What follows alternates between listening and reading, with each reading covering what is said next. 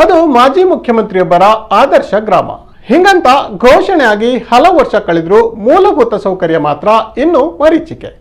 ರಸ್ತೆಗಳು ಹೊಂಡ ಗುಂಡಿ, ವಿದ್ಯುತ್ ಸಂಪರ್ಕ ಕನಸಿನ ಮಾತು, ನೆಟ್ವರ್ಕ್ ಅಂತೂ ಇಲ್ವೇ ಇಲ್ಲ. ಹೀಗಾಗಿ ಹಲವು ಮನೆಗಳಿದ್ದ ಆ ಊರಲ್ಲಿ ಈಗ ವಾಸ ಇರೋದು ಕೇವಲ 3 ಮನೆಗಳು ಮಾತ್ರ. ಈ ಕುರಿತ ಒಂದು ವಿಶೇಷ ವರದಿ.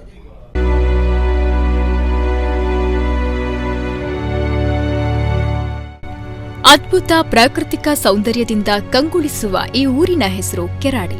ಉಡುಪಿ ಜಿಲ್ಲೆಯ ಬೈಂದೂರು ತಾಲೂಕು ಕೇಂದ್ರದಿಂದ ಬಹುದೂರದ ಊರು. ಮಾಜಿ ಮುಖ್ಯಮಂತ್ರಿ ಬಿಎಸ್ ಯಡಿಯೂರಪ್ಪ ಸಂಸದರಾಗಿದ್ದಾಗ ಆದರ್ಶ ಗ್ರಾಮವಾಗಿ ಆಯ್ಕೆಯಾಗಿತ್ತು. ಆಯ್ಕೆಯಾದಾಗ ಊರವರು ಇನ್ನಾದರೂ ಸಮಸ್ಯೆಗೆ ಮುಕ್ತಿ ಸಿಗುತ್ತೆ ಅಂತ ಕನಸು ಕಂಡಿದ್ರು. ಆದರೆ ಕಂಡ ಕನಸು ನನಸಾಗ್ಲೇ ಇಲ್ಲ. ಕೆರಾಡಿ ಗ್ರಾಮದ ಈ ಪ್ರದೇಶದಲ್ಲಿ ಕೆಲ ವರ್ಷಗಳ ಹಿಂದೆ ಹಲವಾರು ಮನೆಗಳಿದ್ವು. ಆದ್ರೀಗ ವಾಸ ಅಂತ ಇರೋದು ಕೇವಲ 3 ಮನೆಗಳು. ಉಳಿದ ಮನೆಗಳಲ್ಲಿ ಎಲ್ಲರೂ ಕೂಡ ಮನೆಗೆ ಬೀಗ ಹಾಕಿ ದೂರದ ಪಟ್ಟಣವನ್ನ ಸೇರಿದ್ದಾರೆ. ಹೌದು, ಅರಣ್ಯ ಪ್ರದೇಶಕ್ಕೆ ಹೊಂದಿಕೊಂಡಿರುವ ಈ ಊರಿಗೆ ಬರಬೇಕಾದ್ರೆ ಹೊಂಡ ಗುಂಡಿಯ ರಸ್ತೆ ಮೂಲಕವೇ ಬರಬೇಕು. ಊರಿಗೆ ವಿದ್ಯುತ್ ಸಂಪರ್ಕ ಇಲ್ವೇ ಇಲ್ಲ. ಹೀಗಾಗಿ ಇವರ ಮನೆಗಳು ರಾತ್ರಿ ಬೆಳಕಿಗಾಗಿ ಸೋಲಾರ್ ಅಳವಡಿಕೆ ಮಾಡಿದ್ದಾರೆ. ಇನ್ನು ನೆಟ್ವರ್ಕ್ ಸಂಪರ್ಕ ಈ ಊರಲ್ಲಿ ಇಲ್ಲ.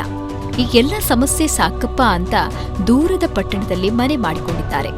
ಹಲವು ಮನೆಗಳಿದ್ದ ಈ ಪ್ರದೇಶದಲ್ಲಿ ಉಳಿದಿರುವುದು 3 ಮನೆಗಳು. ಇನ್ನು ಕೆರಾಡಿಯ ಈ ಪ್ರದೇಶದಲ್ಲಿ ಉತ್ತಮ ಕೃಷಿ ಭೂಮಿ ಇದ್ದು ಬೇಸಿಗೆಯಲ್ಲಿ ವಿದ್ಯುತ್ ಸಂಪರ್ಕ ಇಲ್ಲದೆ ನೀರು ಹಾಯಿಸುವುದಕ್ಕೆ ಸಮಸ್ಯೆಯಾಗ್ತಿದೆ. ಬೆಳೆದ ಬೆಳೆಯನ್ನ ಮಾರುಕಟ್ಟೆಗೆ ಕೊಂಡೊಯ್ಯಲು ಕಷ್ಟವೇ. ಇಷ್ಟೇ ಅಲ್ಲದೆ ಇದೇ ಪ್ರದೇಶದಲ್ಲಿ ಪ್ರಸಿದ್ಧ ಶ್ರೀ ಕೇಶವನಾಥೇಶ್ವರ ಉದ್ಭವಲಿಂಗ ದೇವಾಲಯ ಇದೆ. ಖ್ಯಾತ ನಟ ರಿಷಬ್ ಶೆಟ್ಟಿಯವರು ತಮ್ಮ ಸಿನಿಮಾ ಯಶಸ್ವಿಯಾಗಿ ಸಾಗಲು ತಮ್ಮ ಹುಟ್ಟೂರಿನ ಈ ದೇವಸ್ಥಾನಕ್ಕೆ ಬಂದು ಪ್ರಾರ್ಥಿಸುತ್ತಾರೆ. ಇತ್ತೀಚೆಗೆ ಗೆಳೆಯ ರಕ್ಷಿತ್ ಶೆಟ್ಟಿಯನ್ನ ಈ ದೇವಾಲಯಕ್ಕೆ ಕರೆದುಕೊಂಡು ಬಂದಿದ್ರು. ಇಂತಹ ವಿಶೇಷ ಗುಹಾಂತರ ದೇಗುಲಕ್ಕೆ ಸಾವಿರಾರು ಮಂದಿ ಭಕ್ತರು ಆಗಮಿಸ್ತಾ ಇದ್ದು ಆಗಮನಕ್ಕೆ ಸಾರಿಗೆ ಸಂಪರ್ಕವೇ ಕಷ್ಟವಾಗಿದೆ. ಕಚ್ಚಾ ರಸ್ತೆಯಲ್ಲಿ ಬರುವುದೇ ದೊಡ್ಡ ಸವಾಲಾಗಿದೆ. ಪ್ರಾಚೀನ ದೇವಾಲಯದ ಅಭಿವೃದ್ಧಿಗೂ ಜನಪ್ರತಿನಿಧಿಗಳು ಮನಸ್ಸು ಮಾಡ್ತಿಲ್ಲ. ನಾವಿಲ್ಲಿ 3 ತಲೆಮಾರಿಂದ ಈ ಮೂಡುಗಲ್ಲು ಪ್ರದೇಶದಲ್ಲಿ ವಾಸವಾಗಿದ್ವಿ. 2014ರ ತನಕ ಇಲ್ಲಿ ತುಂಬ ಮನೆಗಳಿದ್ದು ಯಾವುದೇ ಮೂಲಭೂತ ಸೌಕರ್ಯಗಳಿಲ್ಲದೆ ಇರೋದ್ರಿಂದ ಇಲ್ಲಿ ರಸ್ತೆ, ಕರೆಂಟು ಯಾವುದೂ ಇಲ್ಲ. ನಾವು ಯಾವುದೇ ಒಂದು ಮೂಲಭೂತ ಸೌಕರ್ಯ ಇದು ಬಸ್ಸಿಗೆ ಬೇಕಿದ್ರೂ 4 ಕಿಲೋಮೀಟ್ರ್ ಕೆರಾಡಿಗೆ ಹೋಗಬೇಕು. ರಸ್ತೆ ಸಂಪರ್ಕ ಇಲ್ಲದೆ ಇರೋದ್ರಿಂದ ವಿದ್ಯುತ್ತು ಇವು ನಿತ್ಯದ ಬವಣೆ ಕಷ್ಟ ಇರೋದ್ರಿಂದ ಎಲ್ಲ ಇಲ್ಲಿಂದ ಬಿಟ್ಟು ಈಗ 3 ಮನೆಗಳು ಉಳ್ಕೊಂಡಿದೆ.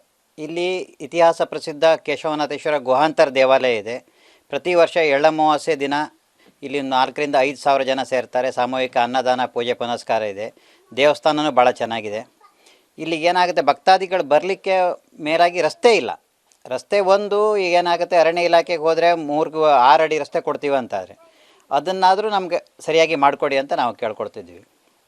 ಹಿಂದೆ ಇಲ್ಲಿ ನಾವು ಚಿಕ್ಕ ಒಂದಿರುವಾಗ ಇಲ್ಲಿ ತುಂಬ ಜನ ಅಂದರೆ ಒಂದು 30, 40, 50 ಜನ ಒಟ್ಟಿಗೆ ಆಟ ಆಡಿಕೊಂಡು ಇಲ್ಲಿ ತುಂಬ ಫ್ಯಾಮಿಲಿಗಳು ಇಲ್ಲಿ ಇದ್ದರು. ಆದರೆ ಕಾರಣಾಂತರದಿಂದ ಇಲ್ಲಿ ಮಕ್ಕಳಿಗೆ ಶಿಕ್ಷಣ ಇರ್ಬೋದು, ಬೇರೆ ಬೇರೆ ವಿಷಯಕ್ಕಾಗಿ ಇಲ್ಲಿಂದ ವಲಸೆ ಹೋಗಿದ್ರು. ಆದರೂ ಕೆಲವರು ಮಾತ್ರ ಇವಾಗಲೂ ಆ ನಂಟನ್ನು ಇಟ್ಕೊಂಡಿದ್ದಾರೆ. ಇಲ್ಲಿ ನಾವು ಸುಮಾರು ಕೆಲವು ವರ್ಷಗಳಿಂದ ಅಂದರೆ ನಮ್ಮ ಅಜ್ಜಿ ಕಾಲದಿಂದ ಇಲ್ಲಿ ಬೇಡಿಕೆಗಳಿದ್ದು ತದನಂತರ ನಾವು ಸಹ ಕಾರಣಾಂತರದಿಂದ ಉದ್ಯೋಗಕ್ಕಾಗಿ ಹೊರ ಊರಿಗೆ ಹೋಗಬೇಕಾಯಿತು. ಆದರೂ ನಾವು ಇದರ ಮೂಲಭೂತ ಸೌಕರ್ಯ ಬಗ್ಗೆ ಹೋರಾಟ ಮಾಡ್ತಲೇ ಬಂದಿದ್ದು. ನಾನಾ ಕಾರಣಗಳಿಂದಾಗಿ ನಮ್ಮೂರು ಒಂದು ವಿದ್ಯುತ್ತಿಂದ ವಂಚಿತವಾಗಿದೆ. ನಮ್ಮ ಕಳಕಳಿ ಇಷ್ಟೇ, ಅಂದರೆ ಈ ದೇವಸ್ಥಾನದ ಉಳಿವು ಮುಂದಿನ ಅಭಿವೃದ್ಧಿಯ ಮೇಲೆ ನಿಂತಿದೆ ಅಂತ ಹೇಳಲಿಕ್ಕೆ ಇಷ್ಟಪಡ್ತೇನೆ. ಅಂದಹಾಗೆ ಅರಣ್ಯ ಇಲಾಖೆ ಕೆಲವು ನಿಬಂಧನೆಗಳೊಂದಿಗೆ ರಸ್ತೆ ಸಂಪರ್ಕ ಹಾಗೂ ವಿದ್ಯುತ್ ಅಳವಡಿಸಲು ಅವಕಾಶ ನೀಡಿದೆ. ಆದರೆ ಜನಪ್ರತಿನಿಧಿಗಳು ಮಾತ್ರ ಮನಸ್ಸು ಮಾಡ್ತಿಲ್ಲ. ಮೂಲಭೂತ ಸೌಕರ್ಯ ಇದ್ರೆ ಬಿಟ್ಟು ಹೋದ ಮನೆಯವರು ಮತ್ತೆ ಬಂದು ವಾಸ್ತವ್ಯ ಮಾಡ್ತಾರೆ ಅಂತಾರೆ ಊರವರು. ಒಟ್ನಲ್ಲಿ ಒಂದು ಕಾಲದಲ್ಲಿ 100 ಮಕ್ಕಳಿದ್ದ ಈ ಊರಲ್ಲಿ ಇಂದು ಸ್ಮಶಾನ ಮೌನವಾಗಿದೆ. ಆದರ್ಶ ಗ್ರಾಮ ಅಂತ ಆಯ್ಕೆಯಾಗಿ ಇನ್ನೂ ಅಭಿವೃದ್ಧಿ ಆಗದೇ ಇರೋದು ವಿಪರ್ಯಾಸ. ಇನ್ನಾದರೂ ಸಂಬಂಧಪಟ್ಟವರು ಈ ಬಗ್ಗೆ ಗಮನ ಹರಿಸಬೇಕಾಗಿದೆ. ಪ್ರಮೋ ಸುವರ್ಣ ಕಟಪಾಡಿ, ನಮ್ಮ ಕುಟ್ಲ ನ್ಯೂಸ್, ಉಡುಪಿ.